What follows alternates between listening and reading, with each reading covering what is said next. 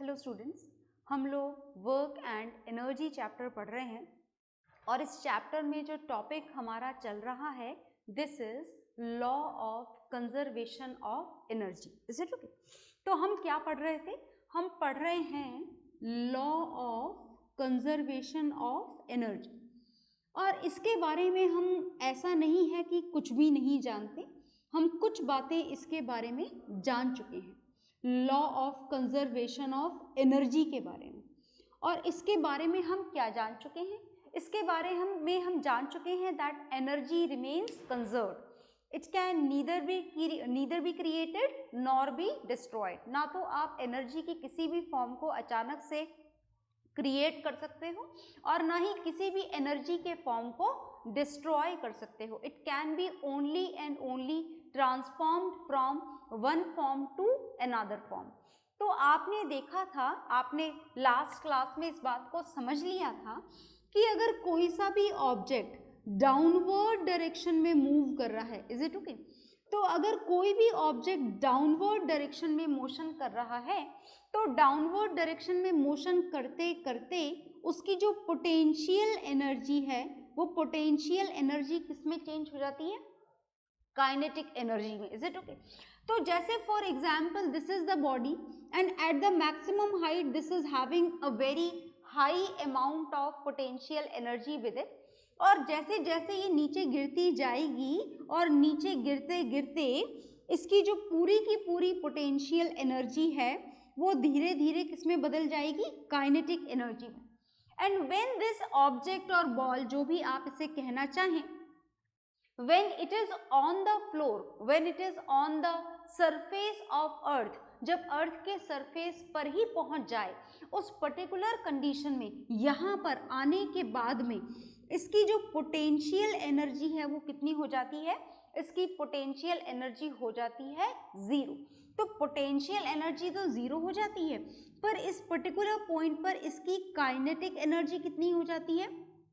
इसकी kinetic energy हो जाती है मैक्सिमम। Is it okay? और इसका अपोजिट होता है जब आप किसी भी बॉडी को नीचे से ऊपर फेंकते हो।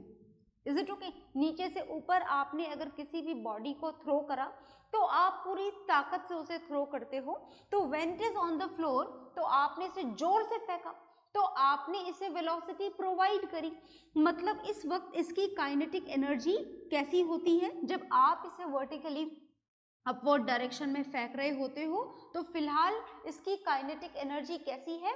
मैक्सिमम है। ऊपर जाता जाता है, जाता जाता है, जाता जाता है, और ये जो काइनेटिक एनर्जी है ये ऊपर जाते जाते किस में चेंज हो जाती है? पोटेंशियल एनर्जी में। Is it okay? आ गई बात समझ में?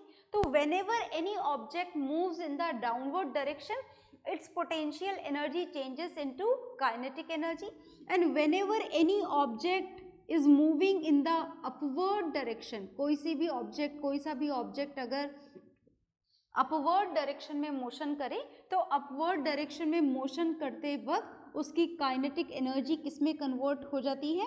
पोटेंशियल एनर्जी में कन्वर्ट हो जाती है। आ गई बात समझ में? तो आप ये जान चुके हैं, पहले ही जान चुके हैं आप इस बात को।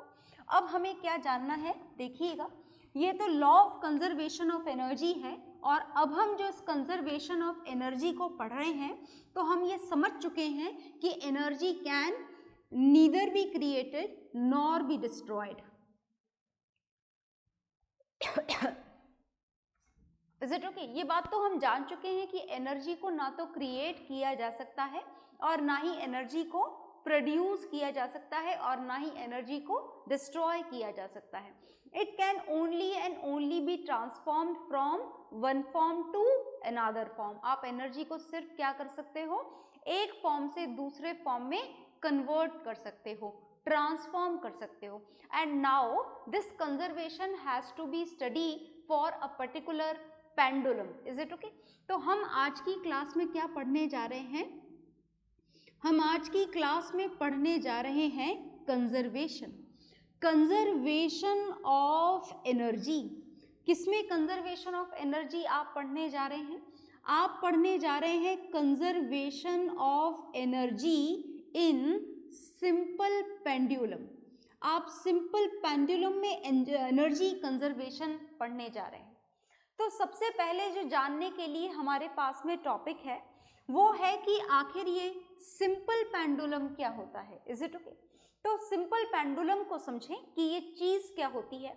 This is nothing special. जैसे आपने यहाँ पर दीवार पर एक कील आपने वहां पर लगा दी और उस कील में अगर आपने एक धागा बांधा और इस धागे से ये एक मेटेलिक स्फेयर, मेटल का छोटा सा स्फेयर अगर आपने इसे टांग दिया इस तरीके से, then this particular arrangement is known as simple pendulum. इसे क्या बोला जाता है? इस अरेंजमेंट को सिंपल पेंडुलम बोला जाता है।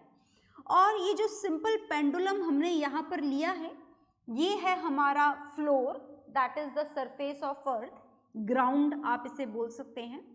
ये यहाँ पर बनाने का जो कारण है वो ये है ताकि हमें पता लग जाए कि सिंपल पेंडुलम और ग्राउंड के बीच में जो हाइट है that is negligible. Is it okay?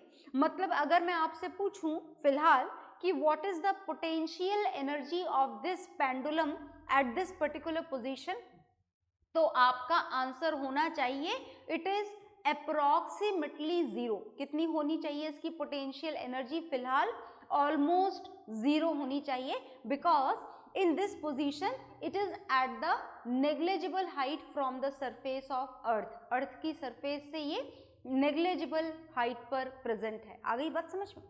तो इसको जो बोला जाता है इसे बोला जाता है मेटल बॉब। क्या बोला जाता है इसे? इसे मेटल बॉब बोला जाता है। Is it okay? मेटल का स्फेयर है ये, याद रखिएगा। And this position of metal Bob when it is at rest, फिलहाल ये मेटल बॉब कौन सी पोजीशन में प्रेजेंट है? फिलहाल ये मेटल बॉब रेस्ट पोजीशन में प्रेजेंट है। आ गई बात समझ में? And when it is at rest in this particular position, this position of metal bob is known as mean position. क्या बोला जाता है इस पोजीशन को? मेटल बॉब की इस पोजीशन को मीन पोजीशन बोला जाता है। तो फिलहाल मैंने आपको जैसा कि बताया कि फिलहाल ये मेटल बॉब कौन सी पोजीशन में है? रेस्ट में। रेस्ट में है और जमीन से इसकी हाइट कितनी है? ऑलमोस्ट जीरो, नेग्लिजिबल हाइट पर ये प्रेजेंट है। मतलब मेटल बॉब की पोटेंशियल एनर्जी अभी कितनी है? जीरो। मेटल बॉब की काइनेटिक एनर्जी भी अभी कितनी है? That is also zero. और दोनों एनर्जी के जीरो होने का कारण है इसकी position. Kinetic energy zero because it is at rest, potential energy zero because the height from the ground is almost negligible. Is it okay? अब आपने क्या करा? आपने इस पेंडुलम को आप अपने हाथ से इस पोजीशन पर लेकर के आ गए। समझ गए ना आपने क्या करा? आपने ये पेंडुलम लिया और इस पेंडुलम को यहाँ लाके छोड़ दिया, यहाँ ले आए, अभी छोड़ा नहीं, अभी यहाँ पर लेकर के आ गए हैं। And give this position as, mark this position as position A. आप इसको एक ऊंचाई पर लेकर के आ गए हैं। तो जमीन से हाइट अब इसकी नेग्लिजिबल नहीं बोली जा सकती। It is at some height from the surface of earth. तो अगर मैं बोलूं कि किसी भी चीज को आप उठाकर जब नीचे से ऊपर ले जाते हैं तो आप उसके अंदर कौन सी एनर्जी स्टोर कर रहे होते हैं? आप उसके अंदर पोटेंशियल एनर्जी स्टोर कर रहे होते हैं। मतलब फिलहाल इस मेटल बॉब के अंदर कौन सी एनर्जी प्रेजेंट है? फिलहाल इस मेटल बॉब के अंदर पोटेंशियल एनर्जी प्रेजेंट है। और हम इस मेटल बॉब को इससे ऊपर फिलहाल ले जाने के मूड में नहीं है। तो हमने ये मान लिया कि this is at the maximum height from the surface of earth because we are not at all going to take it as at more height from this particular position. Is it okay? So at this position its potential energy is maximum. But now until and unless we are not at all going to drop it, जब तक हम इसको नहीं छोड़ेंगे तब तक आप ये बोल सकते हैं कि इस पोजीशन पर इसकी काइनेटिक एनर्जी कितनी है? जीरो। Is it okay? आप चाहें तो ऐसे लिख दें, kinetic energy is minimum and the minimum value of kinetic energy when it is at position A, it is 0. And this position A is known as its extreme position. इस position को क्या बोला जाता है? इस position को बोला जाता है extreme position. क्या बोला जाता है इस position को? एक्सट्रीम पोजीशन बोला जाता है। Is it okay? अब आपने इस मेटल बॉब को यहाँ पर लेकर के रखा हुआ है, अभी तक छोड़ा नहीं है, तो काइनेटिक एनर्जी 0 है और पोटेंशियल एनर्जी मैक्सिमम। अब अगर इस मेटल बॉब को ऐसे छोड़ दिया जाए तो छोड़ते ही ये दोबारा किस तरफ जाएगा? फोर्स ऑफ ग्रेविटेशन के कारण ये इस तरफ जाएगा। और जैसा कि आप पहले रिवाइज भी कर चुके हैं और उससे पहले पढ़ भी चुके हैं, if anybody moves in the downward direction then its potential energy changes into kinetic energy. मतलब आपने इस मेटल बॉब को ऊपर ले जाकर के जो पोटेंशियल एनर्जी इसमें स्टोर करी थी, नीचे आते आते वो पोटेंशियल एनर्जी कौन सी एनर्जी में चेंज हो जाएगी? काइनेटिक एनर्जी में। मतलब इस पोजीशन पर, इसे आप बी पोजीशन मार्क कर दें, which is known as mean position of the metal bob. यहाँ आते आते आते आते इसकी जो पोटेंशियल एनर्जी है इस बी पोजीशन पर, वो पोटेंशियल एनर्जी दोबारा से कितनी हो जाएगी? Minimum, which can be written as 0। और नीचे आते आते, ये नीचे क्यों आ रहा है? Because of force of gravitation. और इस फोर्स ऑफ ग्रेविटेशन के कारण इस मेटल बॉब की वेलोसिटी क्या होती जा रही है? इंक्रीज। मतलब at this position B its potential energy is minimum and the minimum potential energy is equal to 0। आ गई बात समझ में? और इस पर्टिकुलर पोजीशन पर इसकी काइनेटिक एनर्जी कैसी हो जाती है? Maximum. If you are able to find out the value of kinetic energy, then it can be done easily with the help of this formula half mv square। अब आप देख रहे हैं कि इस पोजीशन पर इसकी काइनेटिक एनर्जी कैसी हो चुकी है? मैक्सिमम। Is it okay? और मैक्सिमम होने के कारण इसकी वेलोसिटी भी कैसी हो चुकी है? Maximum. And because of this maximum velocity, ये रुकेगा नहीं क्योंकि वेलोसिटी कैसी है? मैक्सिमम। और नहीं रुकेगा तो ये यहाँ से कहाँ जाएगा? ऊपर जाएगा। ये उसी हाइट तक जाता है जितनी हाइट पर आप इसे यहाँ पर लेकर के गए थे, उसी हाइट पर जाता है, उससे ऊंचा ये नहीं जाता। Is it okay? आ गई बात समझ में? अब जब ये नीचे से ऊपर जा रहा है, क्यों जा रहा है ये नीचे से ऊपर? नीचे से ऊपर तो नहीं जाना चाहिए क्योंकि फोर्स ऑफ ग्रेविटेशन तो डाउनवर्ड डायरेक्शन में लगता है और ये नीचे से ऊपर जा रहा है। तो कारण क्या है इसके नीचे से ऊपर जाने का?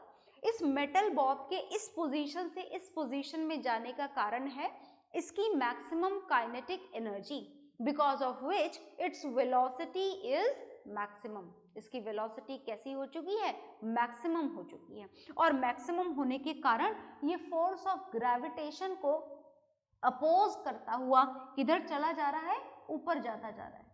आ गई बात समझ में? और यहाँ पर जाने के बाद में दोबारा से इस पोजीशन को क्या बोला जाता है? इस पोजीशन को वही सेम नाम दिया गया है जो आपने पोजीशन ए के लिए दिया था, that is extreme position. And at this position let it mark as position C, and at this position C its potential energy is maximum। इसकी potential energy क्या हो जाती है? मैक्सिमम हो जाती है। दोबारा से काइनेटिक एनर्जी यहाँ पर आते ही क्या हो जाती है? 0 हो जाती है। मतलब यहाँ से यहाँ जाते जाते जो उसकी काइनेटिक एनर्जी थी वो पूरी तरीके से किस में बदल जाती है? पोटेंशियल एनर्जी में। तो हम ये लिख देते हैं that it's kinetic energy changes into potential energy. मतलब यहाँ आते ही दोबारा काइनेटिक एनर्जी 0, और काइनेटिक एनर्जी 0 होने का क्या मतलब होता है? काइनेटिक एनर्जी 0 होने का मतलब होता है वेलोसिटी 0। तो अब ये और ऊपर नहीं जा पाएगा, और जब ये और ऊपर नहीं आएगा तो नीचे आना शुरू हो जाएगा। अब दोबारा नीचे क्यों आ रहा है? क्योंकि नीचे आने के लिए इसके ऊपर फोर्स ऑफ ग्रेविटेशन लग रहा है। आ गई बात समझ में? तो ये फोर्स ऑफ ग्रेविटेशन के कारण किधर आएगा? नीचे आएगा। और जब कोई चीज नीचे आती है तो ये दोबारा से कन्वर्जन होगा, दोबारा पोटेंशियल एनर्जी किसमें चेंज हो जाएगी? काइनेटिक एनर्जी में। दोबारा नीचे से ऊपर जाएगा और दोबारा से ये जो काइनेटिक एनर्जी है ये किस में चेंज हो जाएगी? पोटेंशियल एनर्जी में।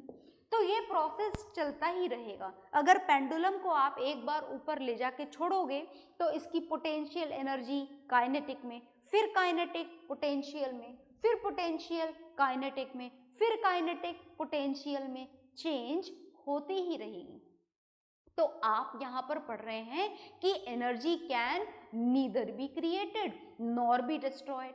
जो एनर्जी आपने इसे ऊपर ले जाकर इसमें स्टोर करी, पोटेंशियल एनर्जी, वो बार बार काइनेटिक में बदल रही है, काइनेटिक बार बार पोटेंशियल में बदल रही है, पर एनर्जी डिस्ट्रॉय नहीं हो रही।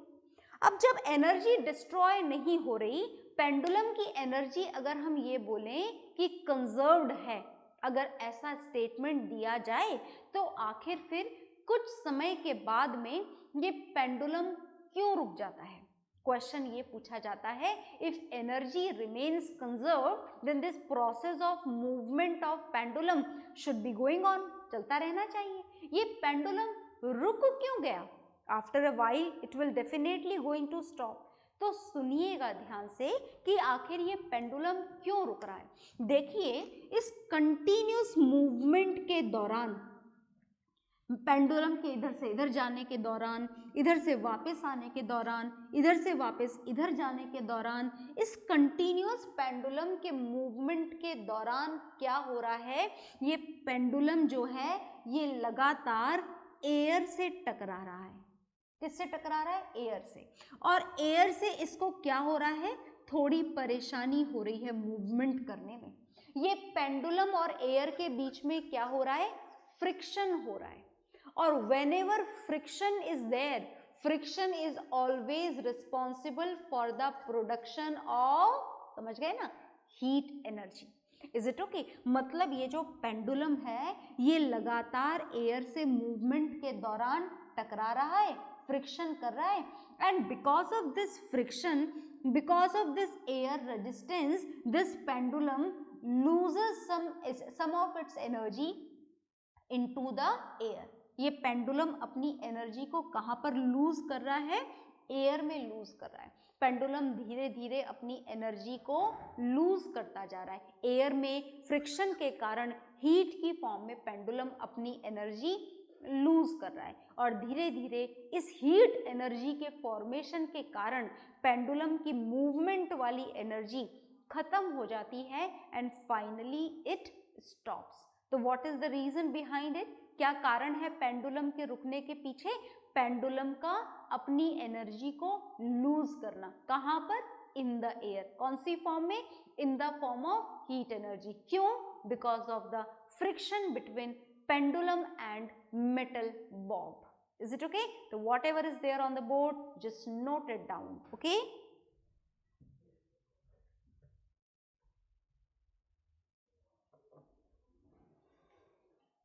हाँ जी, तो आपने ये नोट डाउन कर लिया होगा, और इसको नोट डाउन करने के साथ में हमारा ये जो टॉपिक है कंजर्वेशन ऑफ एनर्जी, वो आपको आई होप अच्छी तरीके से क्लियर हो गया होगा, that how this energy remains conserved. ये एनर्जी आखिर कैसे कंजर्व्ड रहती है, ये तो हमको क्लियर हो गया कि energy can neither be created nor be destroyed. Is it okay? But it can be only transformed from one form to another form. आप एनर्जी को क्या कर सकते हो? एक फॉर्म से दूसरी फॉर्म में चेंज कर सकते हो, ये जरूर कर सकते हो। Is it okay? जैसे आपने देखा काइनेटिक एनर्जी कभी पोटेंशियल में बदल जाती है, पोटेंशियल एनर्जी कभी काइनेटिक में बदल जाती है। क्या पोटेंशियल और काइनेटिक एनर्जी ही एक दूसरे में बदलती है या कोई और भी एनर्जी ट्रांसफॉर्मेशन होता है? तो चलिए हम कुछ एग्जाम्पल्स जानेंगे। हम एग्जाम्पल्स किसके जानने जा रहे हैं? अब हम एग्जाम्पल्स जानने जा रहे हैं ट्रांसफॉर्मेशन ऑफ एनर्जी के एग्जाम्पल। Is it okay? कि आखिर कहाँ कहाँ पर कौन कौन से इलेक्ट्रिकल अपैरेटस में या कौन कौन से डिफरेंट हमारी डेली लाइफ एक्टिविटीज में एनर्जी किस किस तरीके से ट्रांसफॉर्म होती है, हम उसके एग्जाम्पल्स जानने जा रहे हैं। और चलिए हम एक बहुत ही इंटरेस्टिंग एग्जाम्पल के साथ में स्टार्ट करने जा रहे हैं। And this interesting example is hydro electric power plant. बहुत ही ध्यान से सुनेंगे आप। हम हाइड्रो इलेक्ट्रिक पावर प्लांट पढ़ने जा रहे हैं। हाइड्रो इलेक्ट्रिक पावर प्लांट का मतलब सुने सबसे पहले तो, यहाँ पर हाइड्रो से इलेक्ट्रिसिटी प्रोड्यूस होने वाली है। हाइड्रो का मतलब है यहाँ पर पानी, और पानी से यहाँ पर जनरेट होने वाली है इलेक्ट्रिसिटी। अब जब पानी से आपको इलेक्ट्रिसिटी जनरेट करनी हो तो सबसे पहला जो काम होता है वो होता है कंस्ट्रक्शन। किसका कंस्ट्रक्शन करवाना होता है आपको? आपको करवाना होता है construction of a dam. Dam का कंस्ट्रक्शन करना होता है। Then only this hydroelectric power plant can be installed. That means the electricity can be generated by the process of, by the help of water. Is it okay? तो देखिएगा, जैसे सुनते जाइएगा, मैं आपको एक सिंपल डायग्राम के थ्रू इसको एक्सप्लेन करने की कोशिश कर रही हूँ। सुनिएगा, ये डायग्राम आपको भी बनाना है, पहले मैं बना देती हूँ फिर आप बनाइएगा। तो हमने सबसे पहले कंस्ट्रक्शन किया डैम का, ये डैम का कंस्ट्रक्शन किया, और डैम को हमने हमेशा ही जमीन से एक हाइट पर बनाया जाता है। तो हमने मान लिया this dam is at the height of h meters from the surface of earth. That means the whole water which is present in this dam is having a particular value of potential energy with it. इस पानी के पास में कौन सी energy है? इस पानी के पास में पोटेंशियल एनर्जी है। किसी भी चीज को जब आप एक हाइट पर ले जाते हो तो हाइट पर ले जाने के बाद में उसके अंदर कौन सी एनर्जी होती है? हाइट पर ले जाने के बाद में उसके अंदर पोटेंशियल एनर्जी होती है। कौन सी एनर्जी होती है? Potential energy. तो फिलहाल इस पानी के अंदर भी कौन सी एनर्जी है? पोटेंशियल एनर्जी है। Is it okay? तो अब हम इस पोटेंशियल एनर्जी से इलेक्ट्रिसिटी कैसे बनाएंगे, इस बात को आप ध्यान से सुनिएगा। ये पोटेंशियल एनर्जी है, पानी हमने यहाँ से अलाउ कर दिया नीचे आने के लिए, और इस बात को तो हम पता नहीं कितनी बार पढ़ चुके हैं कि whenever any object, not only this water, any object, if it moves in the downward direction, then its potential energy changes into kinetic energy. Potential energy किसमें बदल जाती है? Kinetic energy में, because of this moving water, flowing water. आ गई बात समझ में? अब ये जो फ्लोइंग वाटर है ये ढेर सारी काइनेटिक एनर्जी के साथ में आ रहा है, जोर से मूव करते हुए। इस मूवमेंट को हमें काम में लेना है, और काम में लेने के लिए हमने इसके रास्ते में ये लगा रखा है। क्या आप इसे पहचानते हैं? क्या लगा रखा है ये? This is a turbine. ये क्या बना रखा है हमने? टरबाइन। लिख देते हैं नाम, ये लिख दिया हमने, इसका नाम लिख दिया, दिस इज अ टरबाइन। और जैसे जैसे ये पानी आ रहा है, ये पानी इस टरबाइन को क्या करेगा? रोटेट करेगा। होगा ना रोटेट? फ्लोइंग वाटर आ रहा है, मूविंग वाटर आ रहा है, तो definitely this turbine is kept in its way. So definitely when this water is going to strike with this turbine, it is going to be rotated. ये क्या होना शुरू हो जाएगा? रोटेट होना शुरू हो जाएगा। Is it okay? अब इस टरबाइन के रोटेशन को हमने किससे कनेक्ट कर रखा है? इस टरबाइन के रोटेशन को हमने कनेक्ट कर रखा है जनरेटर से। किससे कनेक्ट कर रखा है? जनरेटर से कनेक्ट कर रखा है। So when this turbine rotate, this generator is also going to rotate. ये जनरेटर भी रोटेट करेगा यहाँ पर, and by the rotation of this generator, electrical energy will be produced. किसका प्रोडक्शन हो जाएगा? इलेक्ट्रिकल एनर्जी का प्रोडक्शन हो जाएगा। Is it okay? अब अगर आप ये जानना चाहते हैं कि जनरेटर में इलेक्ट्रिसिटी का प्रोडक्शन कैसे होता है, तो ये भी आप लोग जानेंगे जरूर क्लास 10th में। Is it okay? It is there in your syllabus in class 10th। Is it okay? तो ये बात हम क्लास 10th के लिए छोड़ देते हैं कि जनरेटर ने इलेक्ट्रिसिटी कैसे बनाई, और बाकी सारी बातें आपको समझ में आ चुकी हैं। तो कौन कौन से एनर्जी ट्रांसफॉर्मेशन हुए इस हाइड्रो इलेक्ट्रिक पावर प्लांट में? इस हाइड्रो इलेक्ट्रिक पावर प्लांट में सबसे पहले जो एनर्जी पानी को आपने स्टोर करके दी थी, this is potential energy, as the water is at some height from the surface of earth.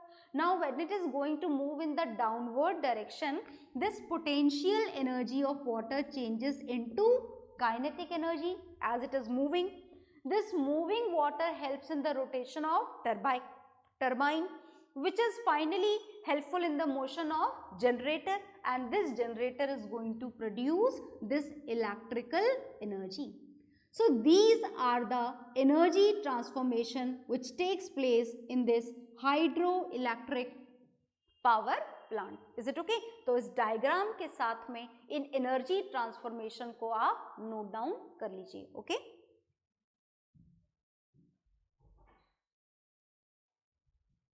हाँ जी, तो ये आपने नोट डाउन कर लिया होगा। इसके साथ में हम बहुत सारे एनर्जी ट्रांसफॉर्मेशन के और भी एग्जाम्पल्स देखेंगे, but that will see in the next class. Okay, bye everyone.